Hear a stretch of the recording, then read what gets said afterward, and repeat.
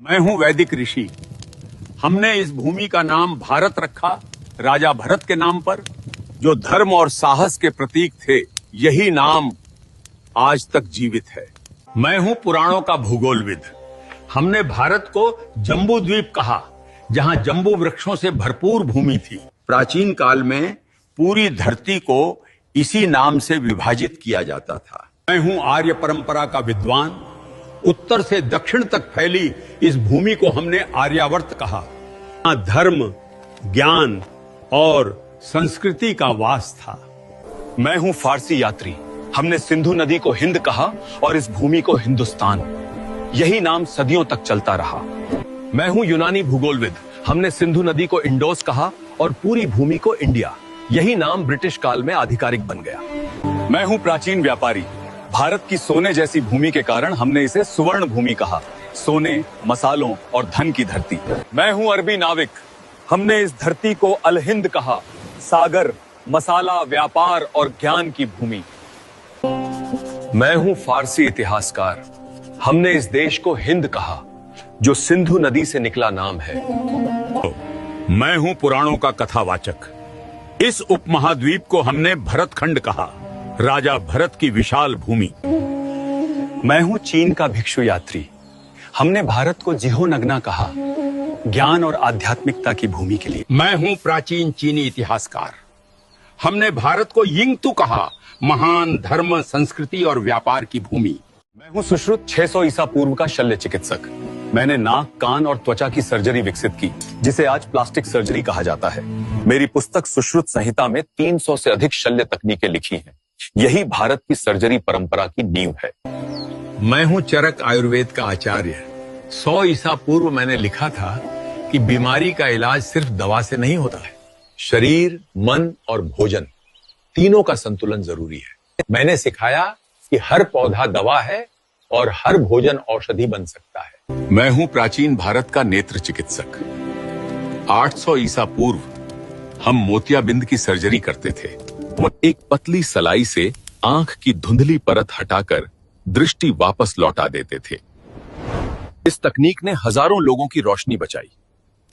दुनिया में पहली कैटरैक्ट सर्जरी भारत की धरती पर हुई थी। मैं हूं कोणार्क का शिल्पकार। हमने सूर्य मंदिर को इस तरह बनाया कि हर पहिया एक सटीक घड़ी की तरह समय बताता है। आज भी सूरज की किरणें हर घंटे पर ठीक इसी कोण से गिरती हैं, बिना किसी आधुनिक गणना के। मैं हूं भारतीय वास्तुकार। हमने ऐसे भवन बनाए जहां हर दिशा, हर खिड़की ऊर्जा के अनुसार तय थी। बिना बिजली के भी ये इमारतें खुद को ठंडा रखती थी। यही था वास्तुशास्त्र का असली विज्ञान। मैं हूं हड़प्पा का अभियंता। 4000 साल पहले हमने बनाई पक्की नालियां और भूमिगत सीवर प्रणाली। हर घर में जल निकासी का रास्ता अलग था। इतनी सटीक योजना आज भी आधुनिक शहरों के लिए मिसाल है। मैं हूं वो कारीगर जिसने बनाया दिल्ली का लौह स्तंभ। लगभग 1500 साल पहले इसे बिना किसी आधुनिक तकनीक के ढाला गया था। आज तक इसमें जंग नहीं लगी और विज्ञान अब भी इसका रहस्य नहीं सुलझा पाया। मैं हूं नागार्जुन। मैंने रसायन विद्या को विज्ञान बनाया, धातुओं को बदलने और औषधियां बनाने की विधियां खोजी। आज की आधुनिक केमिस्ट्री की जड़ें यहीं से निकली। मैं हूं कणाद। मैंने कहा हर वस्तु छोटे छोटे अणुओं से बनी है। जब दुनिया को परमाणु का नाम भी नहीं पता था, भारत ने उसका सिद्धांत लिखा। यही था हमारा विज्ञान, अदृश्य को भी देखने की दृष्टि। मैं हूं भारद्वाज ऋषि।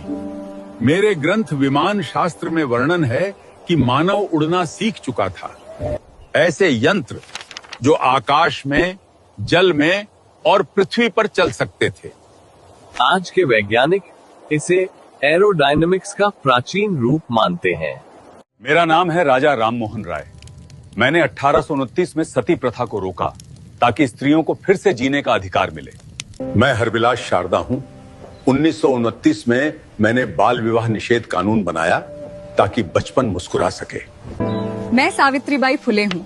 1848 में मैंने लड़कियों के लिए पहला स्कूल खोला ताकि ज्ञान पर सबका अधिकार बने। मैं हूं ईश्वर चंद्र विद्यासागर।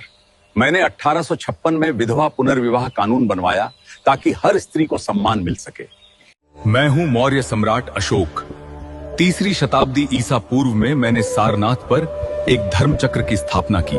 मेरा धर्म चक्र जीवन, गति और धर्म का प्रतीक है।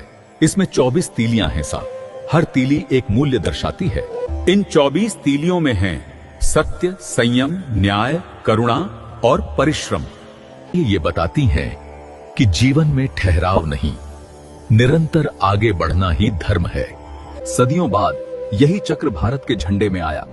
22 जुलाई 1947 को इसे राष्ट्र की गति और प्रगति का प्रतीक बनाया गया। आज यही चक्र भारत के तिरंगे में है, जिसे आप अशोक चक्र के नाम से जानते हैं। मेरा नाम आर्यभट्ट है। 5वीं शताब्दी में मैंने शून्य का विचार दिया। यही शून्य गणित और खगोल शास्त्र की नींव बना। मैं वही हूँ जिसने न्यूटन से 400 साल पहले बताया था हर वस्तु पृथ्वी की ओर गिरती है।